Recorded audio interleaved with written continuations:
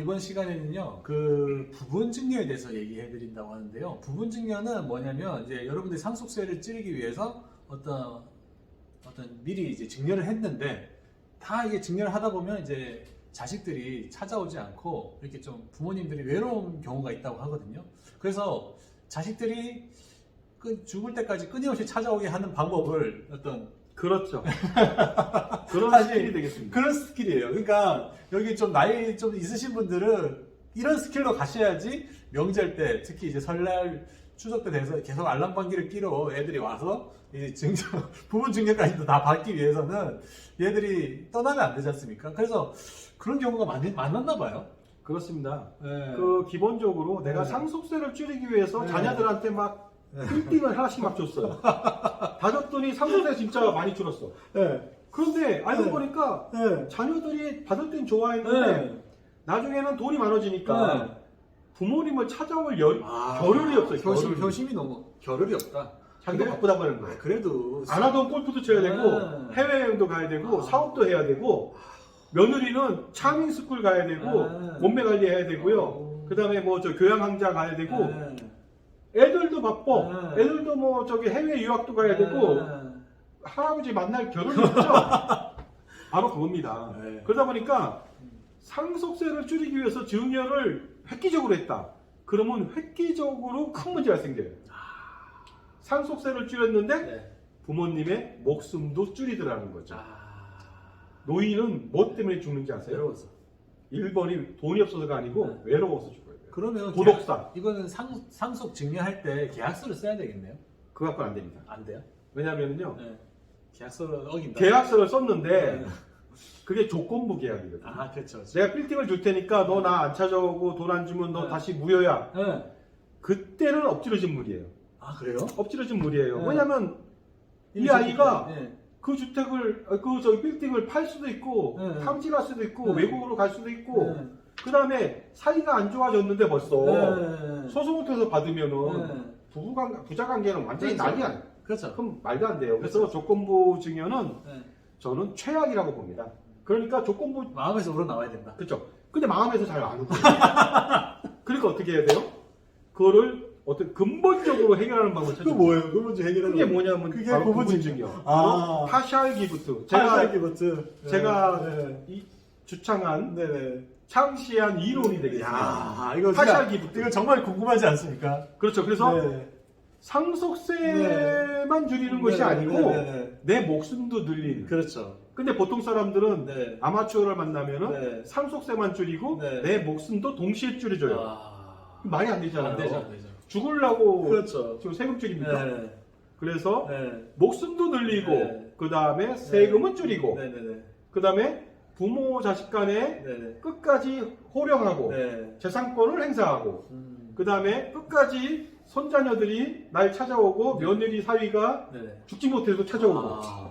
자녀들은 끝없는 효심을 불러일으킬 수 있고 와. 그 방법이 중요하다는 거죠. 그 사람은요 방법 알려주시는 예, 거예요? 와. 환경에 약한 동물이에요. 네. 자녀가 아무리 효심이 있어도 사실은 빌딩 다 주고 그러면 자기가 바빠 일단. 아, 그렇죠. 그러면 못 찾아오고 그래요. 그렇죠. 아니 솔직히 말해서 그래요. 그 자녀가 부자야 오히려 더 못 찾아와. 가난한 자녀가 더 많이 찾아와. 같이 살고. 그렇죠, 그렇죠. 그죠? 물론 돈 빌리러 올 때도 있겠지만 그런 것이 되겠습니다. 그래서 지금은 현명한 증여를 하자는 것이에요. 그래서 파샬 기부트 이것을 통해서 여러분들이 확실한 증여와 상속을 매듭지어야 됩니다. 안 그러면 현명하지 못하다면요. 통으로 줘서 나중에 눈물로 세월을 네. 보내고 네네. 그리고 어떻습니까? 최악의 고독사까지 안겨질 수 있는 리스크가 있다는 겁니다. 네. 알아보도록 하겠습니다. 그래서 주제는 그예요. 네. 똑똑한 증여보다는 현명한 증여를 하시오. 네. 라는 것이 되겠습니다. 네네네. 자, 증여의 원칙은 저평가 자산을 증여하는 것이 되겠죠? 네네네. 아니면 향후에 상승할 여력이 있는 자산을 증여한다. 네네네. 두 개가 동시에 되면 좋겠죠. 네네네. 저평가됐는데 막 올라갈 것 같다. 네네네. 그럼 증여하면 됩니다. 음.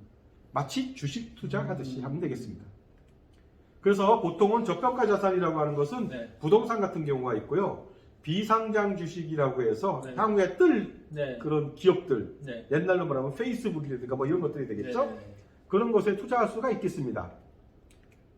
그 부동산 같은 경우에는요, 저평가된 이유가 공시지가로 평가해서인데요. 네네. 공시지가는 시가 대비해서 네. 뭐 60%, 70%, 80% 작은 데는 40%밖에 안 돼요. 네네. 저평가돼 있죠. 네. 그리고 이제 부동산 중에는요 기준 시가로 평가하는 것들도 있습니다. 네. 뭐냐면은 오피스텔이나 상가 같은 경우 시가보다 낮아요. 네네. 그 다음에 주택 같은 경우도 네. 바로 단독주택, 공동주택 공시가 가격이 있죠. 네네. 낮습니다. 네. 저평가돼 있죠. 네.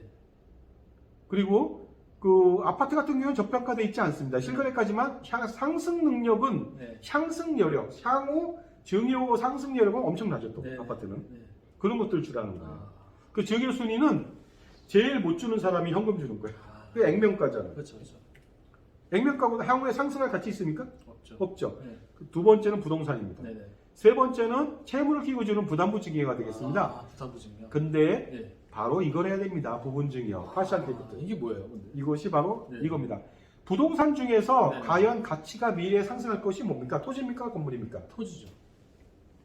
그렇죠. 네. 그래서 토지가 상승할 가치가 있습니다. 네. 왜 그럴까요? 토지 많이 없으니까요. 그렇죠. 토지는 정해져 있잖아요. 그다음 도심에 있으면 어때요? 네. 이용 가치가 높고 가격이 높을 수밖에 없죠. 그렇죠. 그죠? 그러니까 토지는 미리 증여하면 나중에 굉장히 비싸지겠죠. 그렇죠. 증여하지 않으면 어때요? 나중에 너무 비싸져갖고 상속세를 폭탄을 맞죠. 폭탄 맞는다. 네. 근데 건물은 어때요? 건물은 감가상각이. 신건물을 지으면 비싸죠. 한 네. 50억대. 네. 근데 시간이 지나면 지날수록 계속 떨어집니다. 아. 30년 내지 40년이면 네. 10%밖에 안 됩니다. 아. 왜냐? 감가상각으로 떨어진다. 아. 그럼 우리가 증여할 때 어떤 놈을 증여해야겠어요? 떨어지는 놈을 증여할까요? 아니죠. 오를 놈을 증여해야죠. 그렇죠. 그죠? 네. 그러니까 어떻습니까? 가격 상승 여력이 충분한 토지를 증여합니다. 네. 만약에 부동산을 통으로 증여했다. 네. 토지하고 건물 증여했다. 증여세 너무 많이 나오죠. 네. 신축 건물이면 엄청납니다. 네. 그 다음에 줬더니만 애들이 다시는 안 와. 네. 아니면 가끔 와. 네. 형식적으로만 와. 네. 네. 그 기본적으로 뭐 농담 같지만은 옛날에 그런 말이 있습니다. 그 주막에 네. 기생이 네. 손목을 잡혔다. 그러면은 다음부터 손님이 떨어진대요. 오. 그래서 손목은 안 잡히는 거예요. 그렇죠. 그렇죠. 손목을 잡힐 듯 안 잡힐 듯. 음. 그것이 어떻게 보면은 뭐 일구당기는 밀당일지 몰라도 음. 이 과거에 있는 속담이에요. 오. 네. 그죠? 네. 그러다 보니까 네. 부모 자식 간에 그것까지 너무 비하하는 거 아니냐 하지만 사실은 금전 앞에 그 장사 없습니다. 그죠? 아버지가 부자야. 네. 그럼 자식들은 며느리하고 다 찾아옵니다. 아. 며느리는 마음에 안 들어도 네. 손자녀를 앞세워서 앵벌이로 찾아와요. 음. 자녀들도 부모님을 존경합니다. 네. 찾아온다니까요. 그렇죠. 그렇죠. 근데 건물을 다 주고 아빠가 집밖에 없어. 그러면 시간이 그렇죠. 지나면 지날수록 핑계 좀 되죠. 아, 그렇죠. 뭐라고 합니까? 네. 며느리는 애들 저 시험 때문에 그 수능 때문에 네. 유학 때문에 바빠서 그럼 어떻게 해야 되고? 그리고 자녀는 저 남편 저 자녀들 있죠. 네. 아들이나 딸은 요새 사업하느라고 네네네. 그죠? 일이 바빠서 네네. 가끔씩 찾아뵐게요 막 그런다고요. 네. 그러면 부모님은 어때요? 예전에 건물 주기 전에는 지금 뭐 하루가 멀다고 찾아왔는데 그러니까. 이거 어떻게 된 거야? 그러니까. 그러면 서서히 좀 뭐 서운하죠. 그렇죠. 노인 둘이서 어때요? 네. 눈물로 그냥 네. 보내죠. 그럼 어떻게 해야 밤을. 돼요? 어떻게 해야 돼요? 그러니까 어떻게 했냐? 토지만 증여하는 겁니다. 토지만. 건물하고 토지가 있는데 토지만 증여한다. 아. 그럼 토지만 증여하니까 당연히 부동산의 일부만 증여하니까 네. 증여세가 경감되겠죠? 네. 그리고 건물은 아버지 거잖아요. 네, 그렇죠. 어머니 거잖아요. 그렇죠. 그러니까 건물 주인이 살아있는 한 네. 그 토지만 가진 사람은 빚 좋은 개살구야. 네. 분명히 받았는데 네. 그 부동산 빌딩을 네. 내 마음대로 할 수가 없어. 아. 지상권 때문에. 마음대로 할 수 없다. 토지는 자기 건데 네네. 건물은 아버지 어머니 거예요. 네. 그러니까 네. 아버지 어머니 때문에 자기는 꼼짝달싹을 못해요. 그러니까 계속 찾아올 수밖에 없죠. 근데 보시다시피 네. 통증결을 하면 네네. 세금도 많아. 네네. 그죠?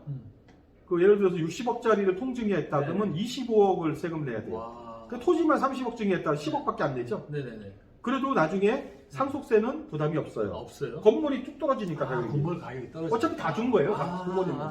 어차피 다 준 거죠. 거의 다 줬죠. 그렇죠. 통으로 주면 안 된다는 거. 특히 부동산을 그 신축 건물일 때 통으로 주면 환장하죠. 환장하군요. 그게 엄청 비싸죠. 네, 그래서 이렇게 그렇죠. 그 땅만 부분 증여 파셜 기프트를 하면은 네네. 부모님은 재산권을 끝까지 행사할 수 있어요. 끝까지 행사합니다. 건물주가 네. 뭐 조물주 밑이 건물주라면서요. 네. 건물을 갖고 있으니까 네. 재산권을 끝까지 유지합니다. 네. 건물의 지상권을 네. 보유했기 때문에 그렇습니다. 네. 그래서 지상권을 보유했으니까 땅만 준 자녀들이 이거 가지고 어떻게 운영을 못해. 대출도 못해요. 네. 허락받아야 돼요. 아빠한테. 허락 안 해주겠죠? 그렇죠. 매각도 못합니다. 땅을요. 예, 땅 모형 못하죠. 그렇죠. 그렇죠. 건물주가 허락. 그렇죠. 누가 저 건물주 다른 사람들 사겠어요. 그다음에 진짜. 임대료 관리는 또 아빠가 해. 네. 그래서 자녀 용돈을 지급할 수가 있겠죠. 오. 그래서 요번 달에 안 오면은 100만 원 마이너스. 첫 번째 며느리는 두 번째 며느리보다 2배 더 왔으니까 네. 400만 원 주겠다. 네네네. 두 번째 며느리는 200만 주겠다. 네. 시아버지 왜 전 200만 주세요? 첫 번째 며느리는 너보다 2배 더 왔어. 그럴 수도 있죠. 아 웃겨라. 그랬더니 네. 어때요? 네. 야, 돈 갖고 밀당하냐? 이렇게 말하는 사람이 네. 있는데 그게 아닙니다. 네. 사람의 마음은 똑같아요. 그렇죠. 그렇죠. 사람 마음이. 제가 이렇게 우스갯소리로 얘기했지만 그렇죠. 사람들은 이렇게 네. 말 안 해도 알아요. 네. 네. 네. 알아서 잘 와. 네네네. 그죠? 네. 그 부모님도 알아요. 네. 네. 며느리 사이가 네. 굳이 뭐 자기 좋아하지 않는 것 같아도 그래도 온다. 애들 데리고 온다. 그러면 네. 또 장인 장모님이나 네. 시아버지 시어머니는 네. 며느리 사이가 뭐 그다지 탐탁하지 않아도 네. 손자들 보는 맛에 살기 아, 때문에 손자들 이렇게 무조건 보는 합니다. 맛에. 네. 어떤 분들이 네. 야 내가 그까지 재산 얼마 있다고 저렇게까지 밀당하면서 살아야 돼 네. 이렇게 말하시는 분이 있어요. 놀랍게도 있어요. 그러지 마세요. 네네네. 바로 이렇게 부분 증여하는 것이 자녀들의 효심을 더 자극할 수 있어요. 자발적인 효심. 그렇죠, 그렇죠. 왜냐하면 그렇죠. 싹 줘버리면 아예 그런 마음조차도 없을 그렇죠, 수가 맞아요, 있거든요. 맞아요. 그럴 것 같아요, 그럴 것 같아요. 현실적인 부분을 맞아요. 너무 간과하고 음. 공자 같은 말씀을 하시면 안 된다는 맞습니다, 거예요. 맞습니다. 네. 실제로 공자 같은 말씀이 나올 수도 없었대. 네네네. 실질적으로요. 제가 많이 겪었습니다. 그래서 보시면은 건물 가격은 아버지 건데 하락하죠. 네. 토지 가격은 상승하죠. 네네. 자녀의 자산 증식되죠. 네. 토지 가격은 상승하는데 미리 줬으니까 상속세에서 빠지죠. 네네. 건물 가격이 떨어지니까 상속세는 부담이 전혀 없겠죠. 네네. 얼마나 좋습니까? 아. 일거양득이죠. 일석이조. 네. 그런데 이걸 반대로 하는 사람이 있어요. 건물을 애를 주고 네. 땅은 자기가 가진 거야. 아우. 그래도 재산권을 행사할 수 있어요. 아, 할 수 있어요. 네. 그런데 자녀는 점점 가격이 떨어지는 건물을 갖고 있는 거야. 그렇죠. 아빠는 네. 점점 재산이 들어갔고 상속세 폭탄을 맞는 거 갖고 있는 거야. 아, 이걸 반대로 하시면 안 된다. 네. 말도 안 되는 아, 행동을 합니다. 네.